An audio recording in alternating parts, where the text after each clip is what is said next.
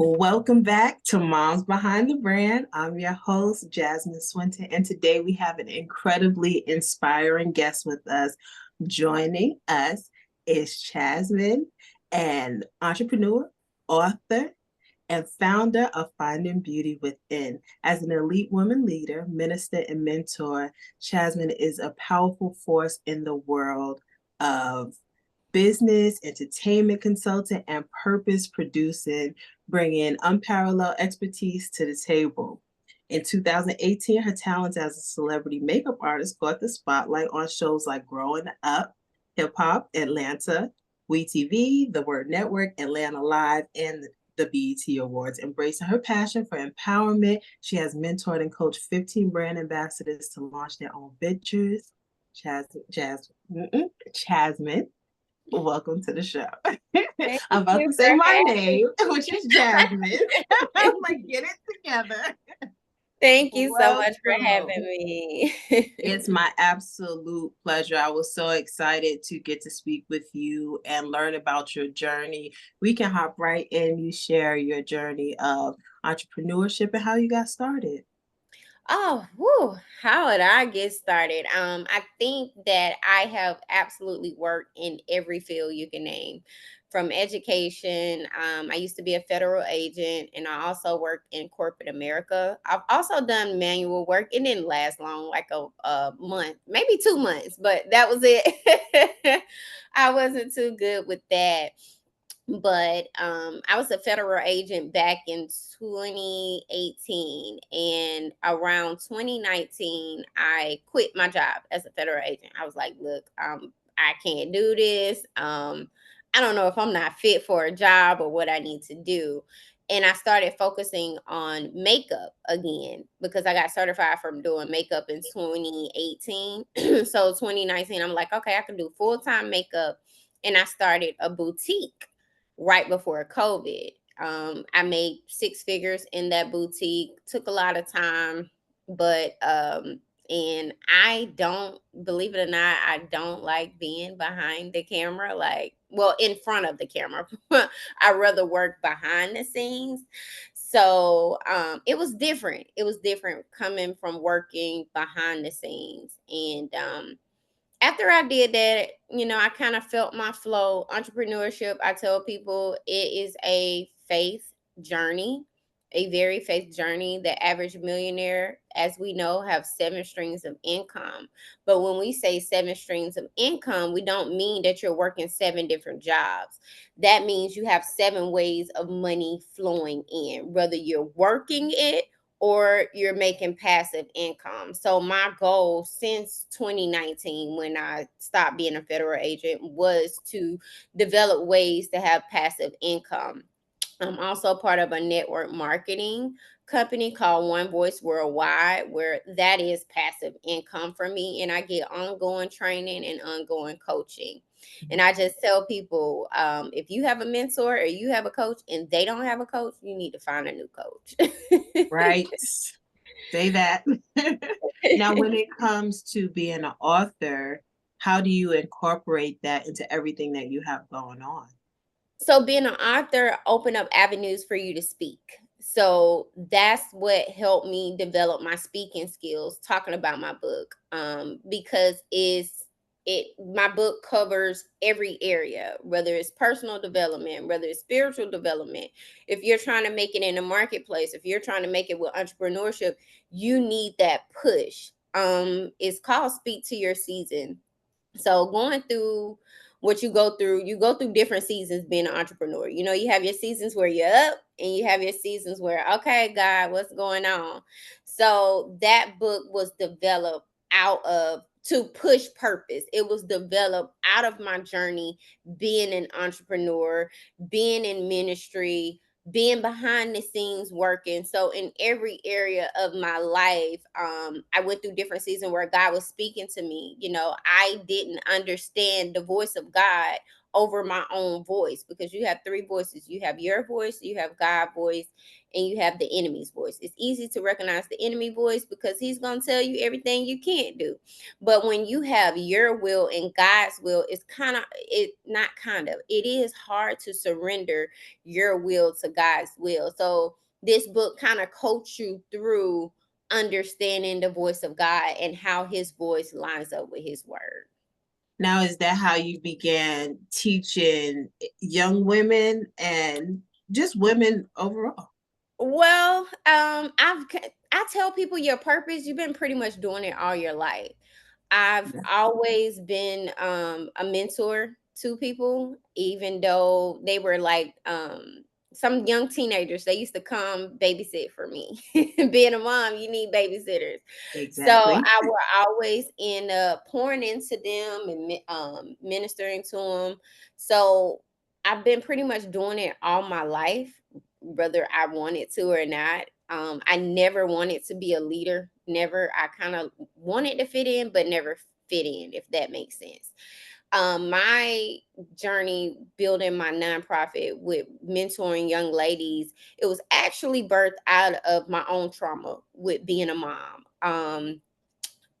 Before, when my daughter is, she'll be 15 next month. So being a teenage mom is different. It's different. My So daughter's it is 12. We can get you in different. Yes. there. So that age around middle school, it was like our communication was off. I was in a rat race of life. Just trying to find my purpose, figure out things. And I'm like, I can talk to everybody else, but I can't talk to my daughter. She ended up getting in some trouble in school, and I ended up homeschooling her. She has never been in any trouble, straight A student. And before I started homeschooling her, the principal and everybody, I was like, you should work with girls, you should work. And I'm looking at them like, I don't have the time. I don't know what you want me to do. I don't have the time to do that. But they would see how I was so passionate about helping my own child that they were telling me. So I began to pray, and I'm like, okay, God, like, what do I need to do? And I started serving for a nonprofit. And in that nonprofit, it was geared towards women. But when I came, we opened up an avenue for me to start working in the schools and mentoring young girls. So I'm like, okay, I got Now, to do did it feel like a gut check at first when they put it out there, or was it like a confirmation? Like, I'm running a little bit, but it's a confirmation. It was definitely confirmation. It was definitely, I would say, a mixture of both, because it was like I should have been doing this, and then it was like God already told me to do it. So I tell people this: confirmation is just a sign of disobedience, Woo. because God already told you what to do, why you didn't do it. So whether it was fear, anxiety, or fear of failure, like all those things come into your mind to keep you from doing what he already told you to do. So yeah. So now when it comes to working from the root cause, because typically that fear is, or depression, anxiety is coming from either being concerned about the past, concerned about the future, and then never taking, staying stuck in that stagnant, fearful mindset. How do you work with your girls so they can move, give that push? I know you have your book, but what's that teaching like? Definitely, I have a curriculum that's geared towards social and emotional learning. So with social and emotional learning, it helps them build their confidence. We say affirmations: I am beautiful, I am fearfully and wonderfully made, I was created for purpose, I am enough. So when you start your day off and you're saying these positive things to yourself, you start to believe it. Your subconscious start to develop with your conscious mind. So it's like, oh, okay, this is what it is. So when all of that is aligned, then when people tell you, oh, you ain't all that, you already told yourself you were all that. So fear and anxiety and all of, and that depression comes from when you believe the lies of the enemy, when you believe the lies of people telling you you can't. When I started my entrepreneurship journey, I didn't have support. I didn't have people telling me, "Oh, girl, you can make it." Da, da, da. It was like, "What the heck are you doing? How are you going to do this? And I had no idea. I had no idea. My immediate family, they work, my sisters and brothers, they work 9 to 5s, you know? So it was like, I've seen that. I had an aunt that planted a seed when I was 15 years old to be an entrepreneur. I didn't know nothing about hair. She took a chance on me. I was in there as her assistant, washing hair, and I mean, being her shampoo assistant. I couldn't braid. So, shampooing hair, and your purpose is something you've been doing all along. So, the women coming in, they tell me their problems. I'm encouraging them, even though I'm 16, I'm going through myself, but I'm encouraging them. But she planted the seed of entrepreneurship at that age. But like I said, my immediate family, my mom, my sisters and brother, they work 9 to 5. So it was just like, okay, she planted the seed. So I just tell people, I don't get attached to the outcome when I mentor. I plant the seed. So now I'm living in the fruit of her labor where she planted the seed, That's big. That's big. That's where she big. planted the seed at 15 and I'm 34 and I'm just now getting it being an entrepreneur. But I don't you can't get attached to the outcome of mentoring, because at the end of the day, it is a family collective job to do. As a mentor, sometimes it's a band-aid, sometimes it's a push, sometimes it's a seed. But when they go home, they may be dealing with traumas of their parents, and their parents sometimes have more influence than I do. And I have to be okay with it. And when I first started, it was like, oh my gosh, like, you get attached to the outcome because you work with them and you're so close to them. And I got really invested in a lot of relationships. And then I turn back and look, and it's like, did they even listen to anything that I said? But that was me being attached to the outcome instead of planting the seed. That's so major in like every relationship, because even as a manager, supervisor, a coach, anywhere, you may give all of the information and knowledge from your heart and look for those results. I want to push you, push you, push you, but you won't know what steps they'll actually go ahead and take on and then apply it to their life after you all are working together. So you never know. And it really is a seed that is planted. When it comes to faith and how you incorporate it into everything you're doing, how is that going for you? Like, what's your process? Well, to be honest, I am who I am. Like, I'm not going to change who I am for nobody to fit in, none of that. So when I develop a relationship with myself and to God, I begin to be comfortable with who He created me to be. So now I have a business partner. One of my main business partner is Muslim. We don't believe the same, but we can come to a common ground to build a business. So I can work with anybody, but with working with people, you create boundaries. So certain things I'm not going to cross because it's going to create a problem. So as long as boundaries are established up front, you can work with anybody. You can. I'm not to be honest, I'm not the most coachable person. It has to make sense. So when Right. you know your personality, you tend to work with people. When you're building your team, work with people who are stronger in areas that you're weak in. Like, for me, my patience is like 0 to 10. Like, I people say that I'm patient, but mentally I'm like, no. So I tend to put people on my team who love talking to people, who love, nurturing relationships. So I let them lead in the way that our team can thrive. I know how to lead from behind the scenes, and everybody don't know how to lead if they're not at the head of the table. I lead through serving. So through serving has opened doors for me that $1 million couldn't even open, you know? So I believe in serving my way, in serving my people, serving my team, and that's the way that I lead. So when it comes to like building relationships and networking, do you often like attend events? Do you host events? Like how do you bring it all together? Because you have a lot of experience. Yeah. I mean, you talking about the entertainment industry, even as far as like being a federal agent, that's a big jump. Yes, yes. Well, with my networking, I tell people as an entrepreneur, you need to meet 3 new people a day. Whether you go to the grocery store, whether you go to the gas station, introduce yourself. Be comfortable with introducing yourself. I constantly invest in myself, whether it's a training, whether it's a class. You can never have too much knowledge. But the problem is when you get the knowledge, are you applying it? So when I go on those trainings, I go on those class, hey, how can we network? How can we collaborate? Network marketing teaches you ways how to build in other people's network.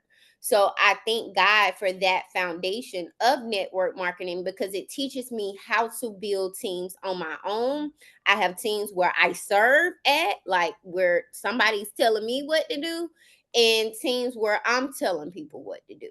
So as long as you keep those areas, like I don't limit myself. I don't put myself in a box. I believe in God organically opening doors. Sometimes how he deals with me, it may be I may go in a grocery store, he may tell me something because I'm a revelatory speaker. Um God may give me something to tell someone. So it's like, oh, okay. I walk up to him, I tell him, and I don't get attached to the outcome. Now, whether you listen or not, God deal with me in areas of promotion.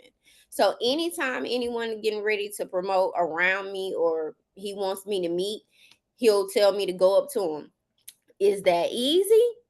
By no No. means. No means, because I remember times it was a situation, I think a couple weeks ago. Well, not really a situation. I remember going in the office and I was telling the young lady, "Oh, God, get ready to open doors. You about to get a promotion, da da da."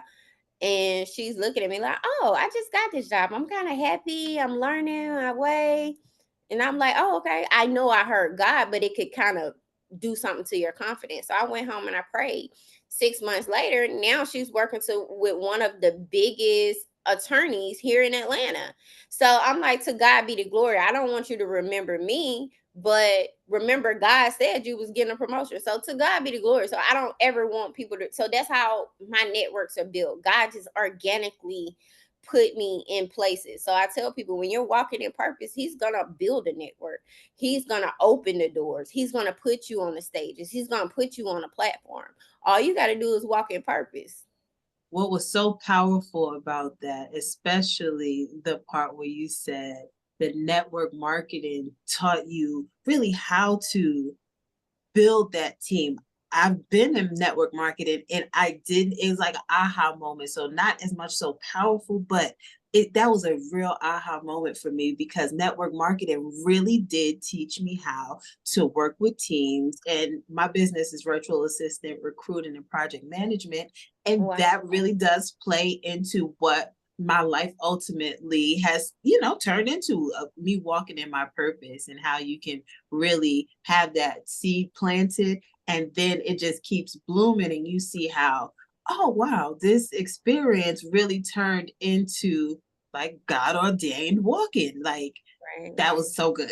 That was like a So major what aha the moment. thing is, what you're doing now, I just see God just opening so many doors for you.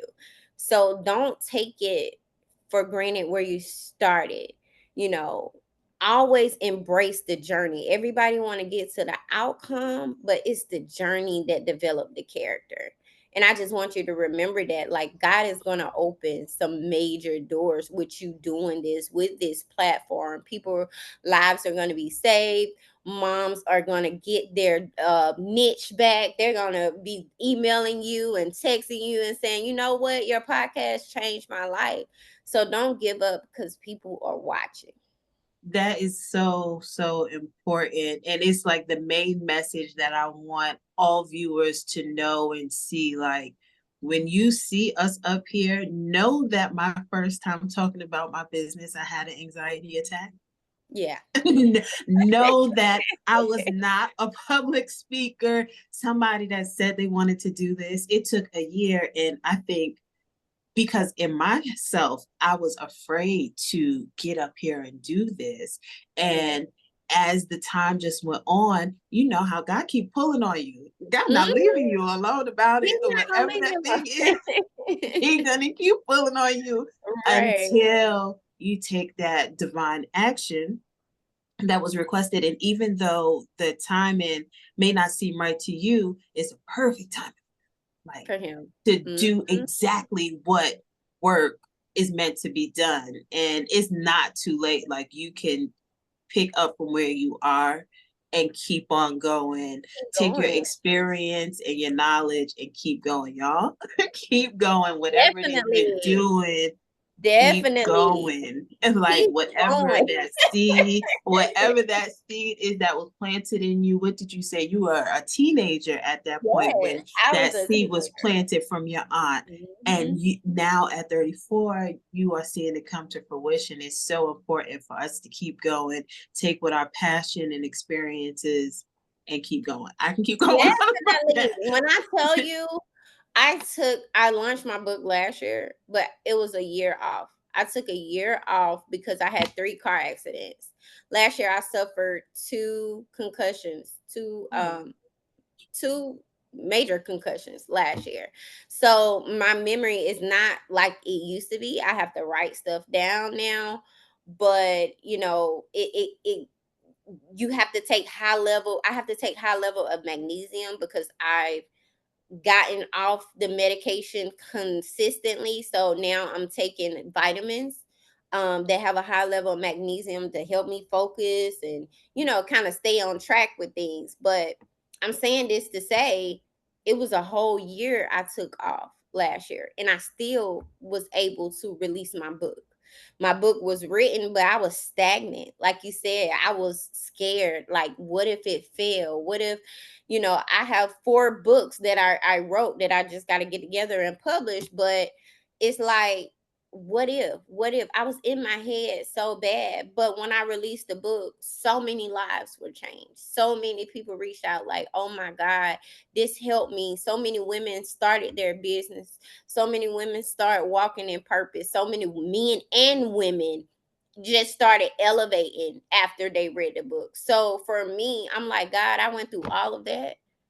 3 car just for you to accidents. tell me that I have a whole, like, slew of people that I could never even imagine that are waiting for me to Yes. release this baby that you put Waiting. inside of me, raise this baby so they can be blessed and ultimately live in the life that you and in the purpose that you have for them, and to be Yeah. able to do the same and pay it forward. Like, it, that is so big, like, so big. Because why? Like, myself, my son, he was diagnosed with autism last year, and I took a good amount of time off, and I needed to. And then I started to restructure the business from me being so hands on doing everything to now changing it to where there's a platform in place where everybody can network and market and do the things together, versus me being in a place of I need to have my hands in everything. Like, the seed that is planted and even the time that you have to take off, it just keep Keep going. keep Keep going. My daughter has was I don't like to say she has it. I say she was diagnosed with autism. She's 7 now. What I did, she was diagnosed when she was 2 years old. She was nonverbal until she was, I think, 4, almost 5. And they were like, oh, she's not going to talk. She's not going to be able to function. She's not going to be able to walk. When I tell you she beat every that they said, to the point she's in school now and I have to tell them, hey, they said, in her medical record, she has autism spectrum. And they're like, was she misdiagnosed? Like, they don't see it. wow. They don't see it. She's so high functioning, you wouldn't even know it. But that's because I'm like, God, you a healer. I applied the word of God over her life. I spoke over her life. I spoke positivity over her life, no matter what the doctors were saying. They told me things, but I came home and I did the work. I read to her. We read together. I put her in normal environments. I didn't treat her like she had a condition. And that's what helped. I plugged into the community where they were given the help. Like we went through Hope Bridge. That changed my life with the therapist. They changed my life. We became family. I was mentoring them. Now one of them, she just got her master's degree. So God just organically put people in our lives. So although they diagnose your son, you still do the work, you still pour into him, you still do what you need to do as a mom, because at the end of the day, God has the last say so. And that's so encouraging because, and funny you said Hope Bridge, because that was exactly where I went first. And they were booked up at the time. And Mhm. I was a little discouraged because they had the speech therapy, the occupational therapy, ABA, Yeah. all in one location. And do you know, about 3 weeks ago now, we just did our evaluation there. So it is so funny God that you would is say Hope Bridge specifically because good. that's where I was looking. That is so wild. Look at God. Yeah. But definitely to all moms that are going through any autism spectrum or any diagnosis of your child, know that God is a healer and Yeah. that Yes. you trust in the healing and then do the work. Yes, you take the practical steps, maybe change the diet, do whatever detox, Mhm. and take whatever steps that you may need to take. But just because you got that diagnosis does not mean that's the end all be all. Absolutely. Oh, we'll be dealing with this forever. It's not. You're hearing testimony right now of Yeah. what was said, what was diagnosed, and then how miraculous God is, and what can actually work out when you stay the course, because we do as parents have to take specific steps to get the results we're looking for our children, advocate for them. So I don't have any resources on hand, but I will definitely continue to talk about the autism spectrum and just my daily life, what it looks like and how we're still momming and Yes. Still doing have to mom. everything, Yes. And still still living life. still have to balance, because even now, my oldest is 14 and my youngest is 7. So sometimes my 14-year-old want to do things that's extra loud, but my 7-year-old can't handle it. So I'm glad we parent good. So I'll be like, okay, can you take Sky somewhere, where I take Leah somewhere that's quiet? So just, it's good to have a team. It's good to have support. The main thing is, when you're going through that with your children, is having the support. I remember days I was like, oh my God, working a job. That was two that pushed me into entrepreneurship. She had so many appointments. She had the occupational therapist, she had speech therapist, she had ABA therapy, on top of her own allergies. She still has major allergies. So I'm going to 6, 7, 8 doctors a week. It's hard to work a job. And I was working second shift. So I'm like, God, this is too much. I Right, got to how am figure I out, supposed to do how am it? I supposed to be in all these places at one time? So, God has mysterious ways of doing things. So that made me, embrace parenthood a lot. Sometimes we can get in the rat race of life and we don't embrace wearing multiple hats. We don't embrace being a parent. And we look at it, oh, it's a job. Yeah, it's a job, but embrace that, because the love and nurture that you give your children, and they go out in this mean, corrupt world, is worthy. It's worthy to have that foundation at home. Don't make your kids go through things and then have to go through things when they get outside the home. Yeah.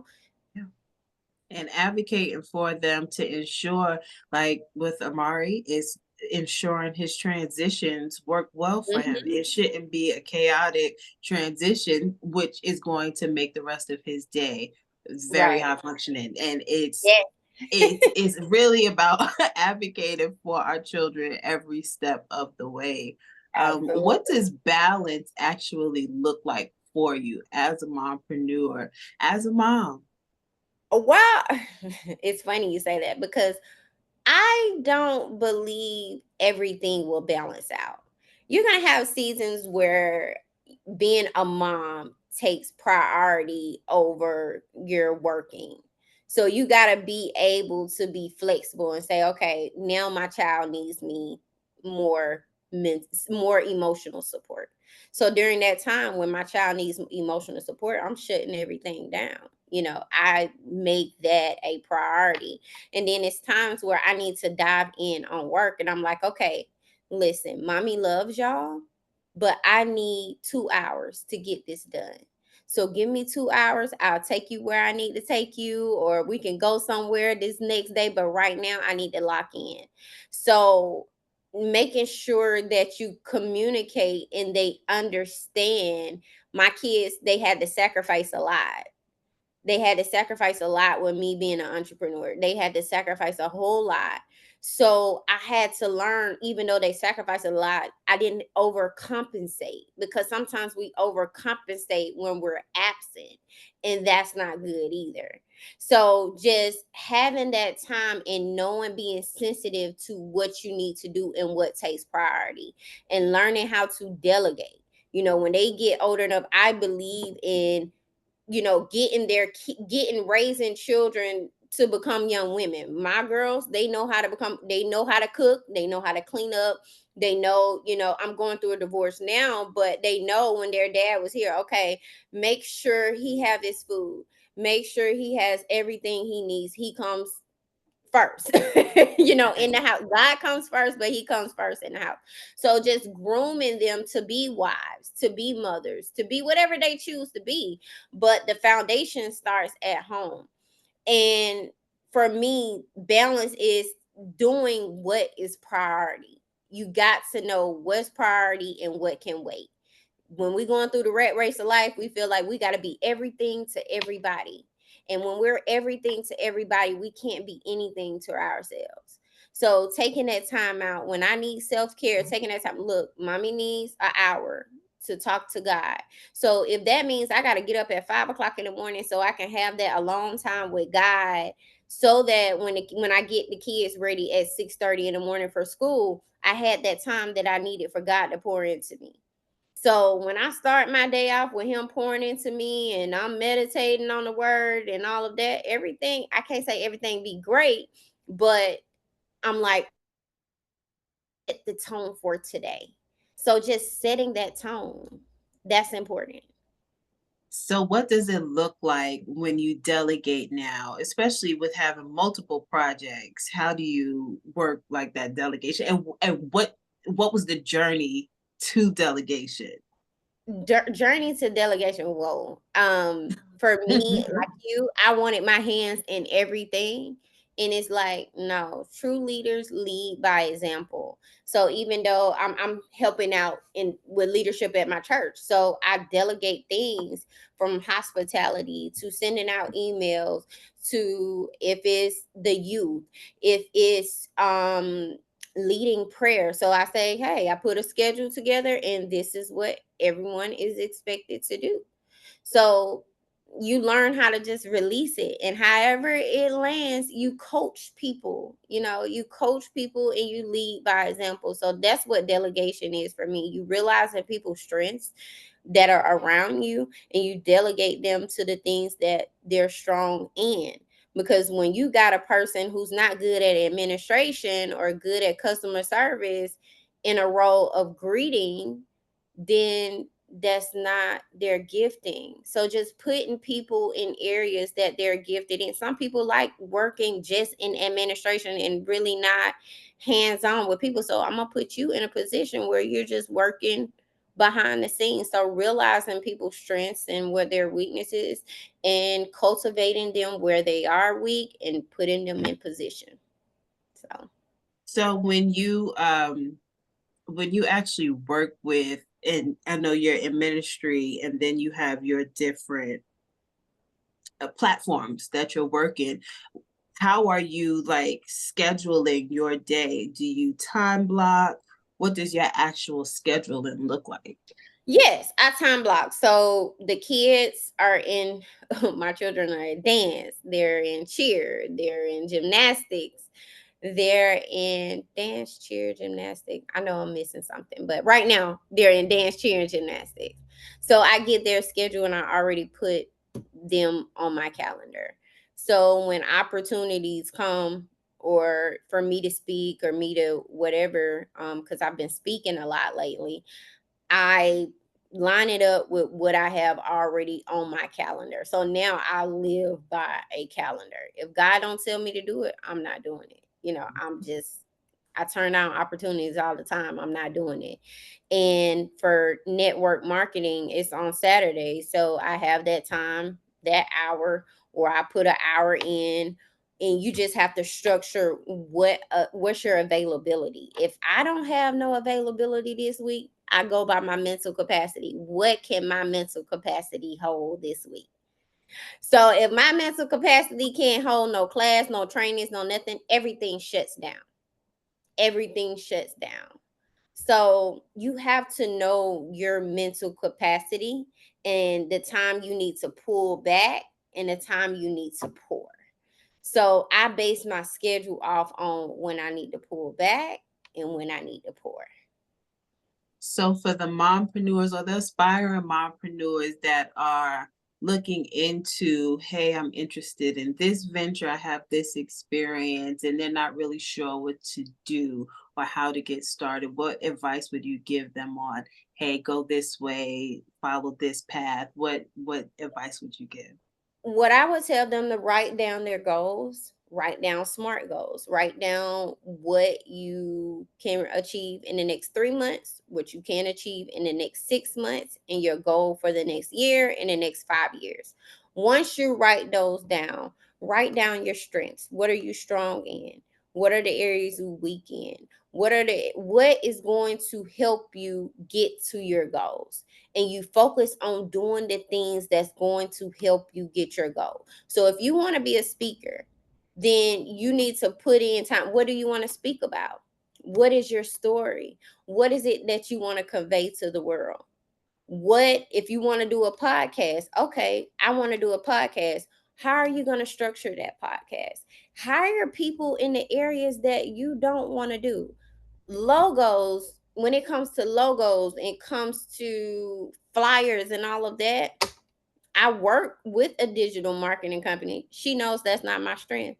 So she don't give me that. So for me, when I'm building my team, I'm not doing no logos, no Right. flyers, and none of that. I'm about to pay somebody to do that type of stuff and learn what you need to learn. I think as moms, we overload ourselves because we can do so many things. And just know that mom is not your only hat. That's just Mhm. one hat. Being a mom is not your only hat. So don't get caught up in a rat race. Oh, I'm a mom. I'm a mom. Yes, but what is your purpose? Your purpose is more than being a mom. So taking that time out, going to God and following your purpose. Why were you created? Spend that time with yourself to know why were you created and what you need to do to walk in purpose. Once you figure that out, start figuring out ways to be better while you have your goals ahead of you. You got your 6 months, your 3 months, your year goal, your 5 years. What can I do to make this better? Who do I need to network in? Put myself in uncomfortable situations. Now, for me, I do coordinate events. Planning events is not my strength. So I work with the event planner who has an agency and I do the on site coordinating. Because sitting there talking to clients and all, no, I can't. So build your business off of what you're strong in and what you can delegate to people that are around you or that you may meet that you can delegate. Don't feel like you can't start a business because for me, I do PR work too. So I say I can't do no PR work because I don't like sitting on the phone. No, I'll put somebody in that place. I'll subcontract and stop trying to do, hello, moms, stop trying to do everything. Do Stop not trying to have to do do everything. everything. No, that's major. So for me, like with makeup, I makeup saved my life. I love doing makeup. I love teaching now. So I don't open my books for calendars to book people like that. No. Makeup is getting 20% of my time right now. So whether it's a client here and there or is me booking a class, it's only going to get 20%. because I dictate my day. Makeup is not going to dictate my day. I became an entrepreneur for a reason, not to work. You can get caught up in working your business and you're supposed to be the CEO. I'm not moving from the CEO. So, Delegation is so important. Managing your schedule, so important. Managing your mindset, so important. And really working from the root cause, like what's going on that's keeping you held back and stagnant. So start from there. That yep. stagnancy, that pain and fear. Then move on up to that confidence and what's going on there. Okay, now let's get that schedule together so we can get organized. And then you find out, okay, get your Eisenhower matrix. What's the steps that you can actually take that need to be done right now that you need to do specifically? Something that can be scheduled for later. Then get that those things that need to be delegated can be delegated, even if you haven't really put it in your mind.